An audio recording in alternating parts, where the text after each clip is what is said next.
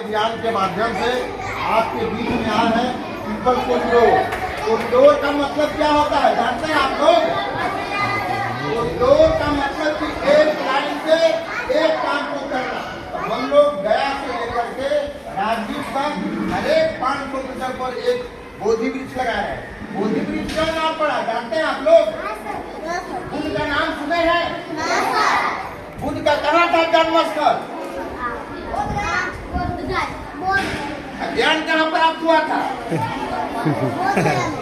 उनका जन्म स्थल नेपाल में था और उनका नाम पहले गौतम था, लेकिन गया में जब उनको ज्ञान प्राप्त हुआ तब उनको बुद्ध कहा जाता था और ज्ञान वहाँ प्राप्त हुआ जहाँ बोधि वृक्ष का नीचे ज्ञान प्राप्त हुआ। नहीं कि ईटा वाले का कारण उनको ईटा के स्कूल में या दिल्ली में उनको ज्ञान नहीं प्राप्त हुआ, लेकिन बोधि वृक्ष के नीचे गौतम से बुद्ध बने। वही हम लोग अभी गया से लेकर करके राजगीर तक हर एक 500 मीटर पर एक पीपल लगाने जा रहे हैं। क्यों? पीपल अपने आप में एक ऑक्सीजन बैंक है, पीपल अपने आप में एक अस्पताल है, पीपल अपने आप में एक धर्मशाला है, पीपल अपने आप में एक पाठशाला है। यहाँ उनको ज्ञान प्राप्त हुआ। एक शिक्षक जी जब एक अस्पताल है, पीपल अस्पताल कैसे है? अस्पताल है कि पीपल का झाड़, पीपल का दूध, पीपल का पत्ता किस आकार का है और क्या आकार का है? किसी को भी हृदय से संबंधित बीमारी हो तो पीपल के पत्ते का काढ़ा पी करके हम उस रोग को दूर कर सकते हैं। पीपल का छाल खासकर महिलाओं के लिए या फिर बच्चों के लिए स्वास्थ्य के लिए हानिकारक है तो उसके लिए लाभदायक है। पीपल के छाल का काढ़ा पीजिए, पीपल के पत्ते का काढ़ा पीजिए। पीपल का दूध भी लोग बतासा में खा करके विकसित हो सकता है, दिमाग विकसित हो सकता है। ऐसे पीपल का एक पीपल का बीज जो है सिर्फ पक्षी खाता है, उसी से वह स्वस्थ रहता है। इसलिए पीपल का बीज का भी हम लोग उसका उपयोग अपने स्वास्थ्य के क्षेत्र में कर सकते हैं। दूसरा नीम है। नीम से हम सब परिचित हैं।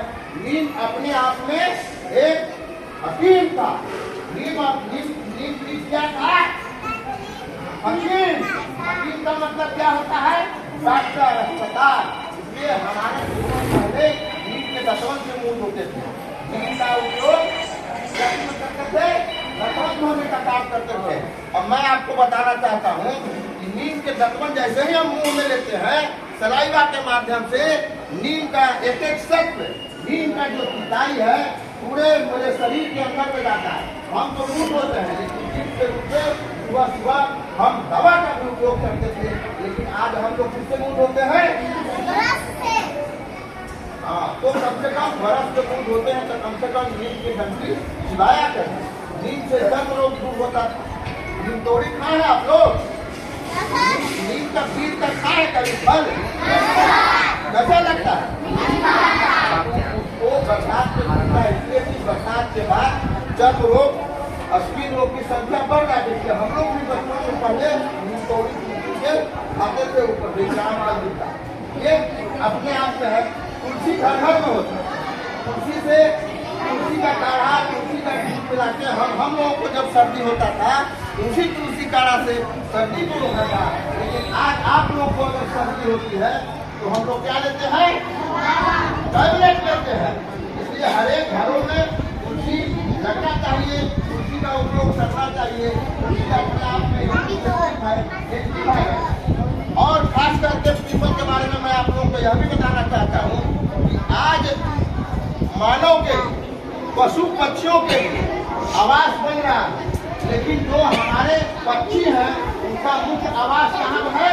पीपल के पेड़ पर। पीपल के घोंसला कहाँ बनाता है? और सबसे ज्यादा अगर कोई पर्यावरण होता है तो वह पक्षी है। इसलिए पक्षियों का हम जितना आवास बनाएंगे आपके अगल बगल में उतना ही पर्यावरण बना रहेगा। और पक्षी क्या करता है? आपके क्षेत्रों का तमाम उठा करके उसका के रूप में खेलते रहता है, जो कि वृक्ष के रूप में तैयार होगा। ये पक्षी भी हमारे मित्र है, परिवार है। उनके आवास के लिए भी कम से कम वो वृक्ष लगाइए। और ऐसे है। और हमारे साथी विस्तार से सारी बातों को कह सकता है।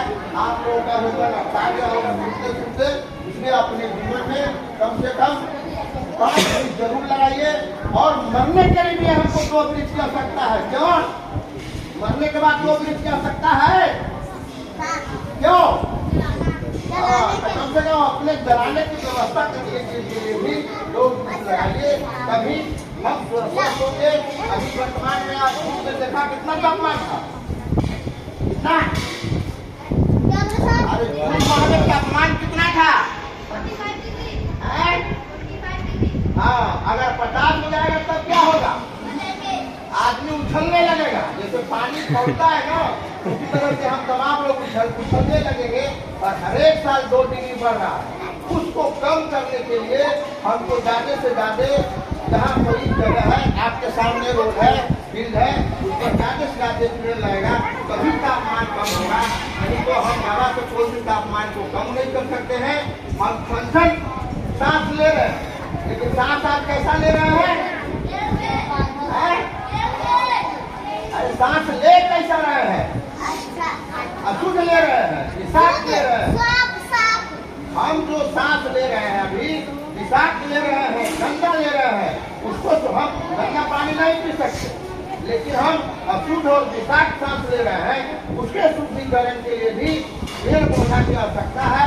ये ज्यादा से ज्यादा पेड़ पौधा लगाइए।